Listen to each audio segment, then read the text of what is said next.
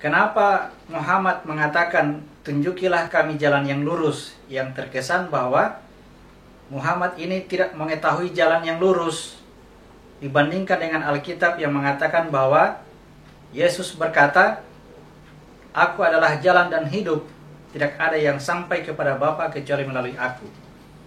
Ya, saya pikir benar. Mari kita lihat keduanya, ya. Mari kita lihat keduanya. Kita akan kesulitan memahami hal ini kalau ditinjau dari secara makro, garis besar makro, Muhammad bin Abdullah dan Isa yang lahir di Nazaret.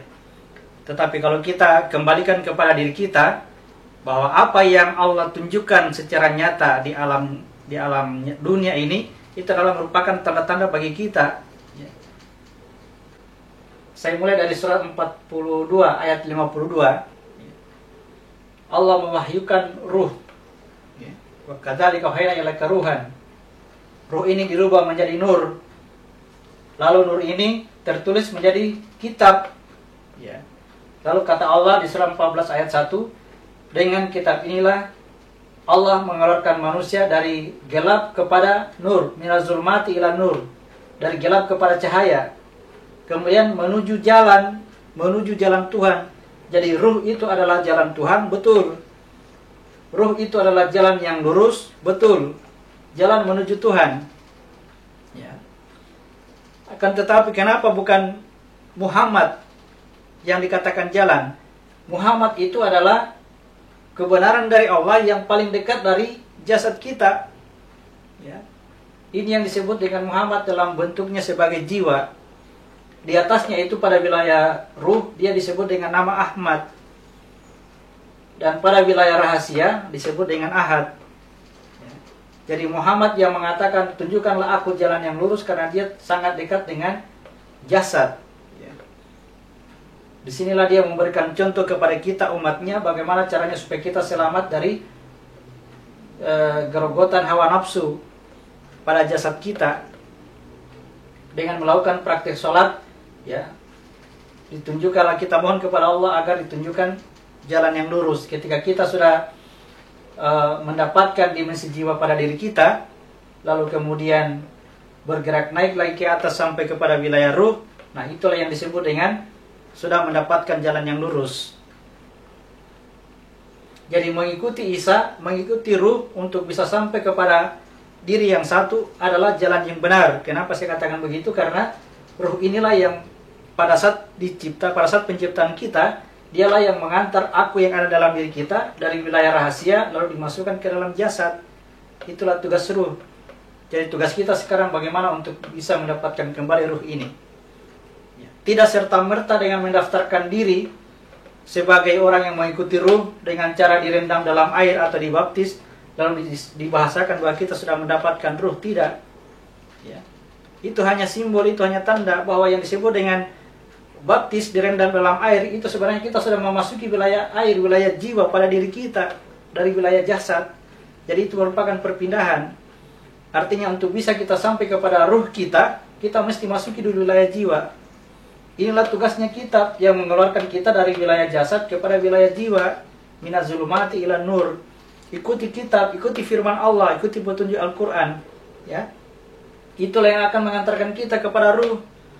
Inilah jalan yang lurus selama masih berada di sini, di wilayah jiwa. Kalau di dalam gambar kita masih berada di wilayah ini, belum sampai ke atas. Ya, disinilah kita berdoa, tunjukkan aku jalan yang lurus.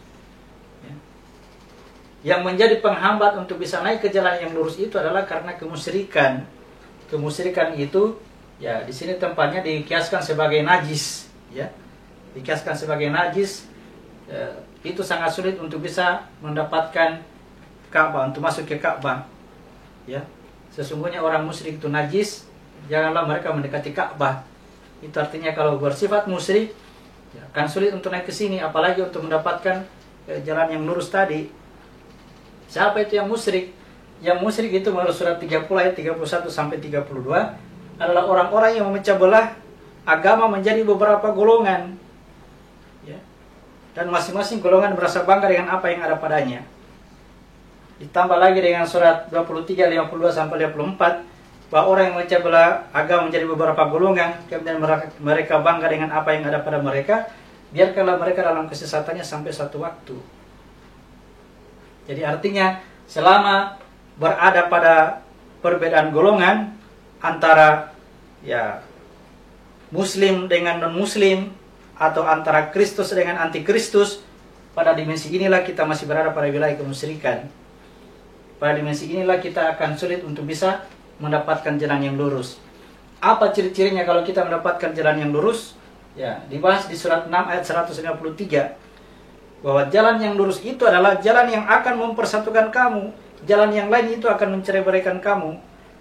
Jadi orang-orang yang berhasil menerima Ruh, berhasil menerima Isa, berhasil menerima Yesus, akan melihat semua manusia itu sebagai satu kesatuan. Tidak ada lagi penggolongan mana yang Kristus, mana yang antikristus. Tidak ada lagi penggolongan mana yang Muslim, mana yang non-Muslim. Tidak ada golongan seperti itu. Semua ajaran nabi-nabi, ajarannya Muhammad, ajarannya Isa, ajarannya Musa, ajarannya Isa, ajarannya Ibrahim, semua itu adalah ajaran Islam. Dalam sebutan, menurut penyebutan Muhammad bin Abdullah, karena dia berbahasa Arab. Jadi sebelumnya diajarkan oleh Nabi Ibrahim, Nabi Musa, Nabi Isa, kenapa tidak disebut Islam? Karena bahasanya belum bahasa Arab. Intinya adalah bahwa ajaran mereka itu mempersatukan seluruh umat manusia. Makanya di surat 42 ayat 13 dikatakan bahwa ajaran untuk mempersatukan seluruh umat manusia ini sangat berat diterima oleh orang-orang yang musyrik. Kenapa? Karena orang-orang yang musyrik itu sukanya dia membagi-bagi manusia menjadi beberapa golongan. Bahkan agamanya pun dibagi menjadi beberapa golongan. Jadi orang-orang yang berhasil mendapatkan jalan yang lurus, berhasil menerima Ruh, berhasil menerima Isa, berhasil menerima Yesus dalam bahasa tetangga adalah orang-orang yang di dalam hatinya sudah melihat manusia itu sebagai satu kesatuan. Maka apa yang dia lakukan adalah sebesar-besar memberi manfaat kepada orang lain. Jadi ajaran Islam adalah ajaran yang selamat dan menyelamatkan. Bukan hanya selamatkan diri, tetapi menyelamatkan juga orang lain yang ada di sekitarnya, menyelamatkan lingkungan yang ada di sekelilingnya dan sebagainya.